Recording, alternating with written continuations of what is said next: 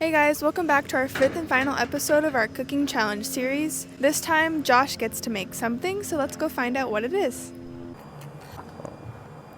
Oh, dude! Spam fried rice. Hell yeah. Turn it on medium-high heat.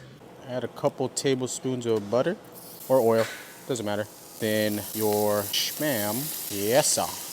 Then your veggies. You can use carrots, peas. We're adding a little bit of jalapenos and some onions. Give it a little kick. Set these aside, and then we'll cook our eggs. More butter.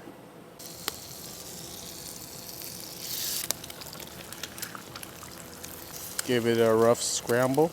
Alrighty, set that aside. A little bit more oil and butter. We want to use around day-old rice and just all mix it all up together.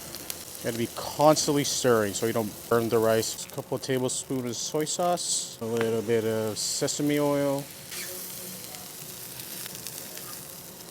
and a little bit of salt. If you don't have white pepper, black pepper is fine. This is Gavin's recipe. This was the final episode of the cooking challenge.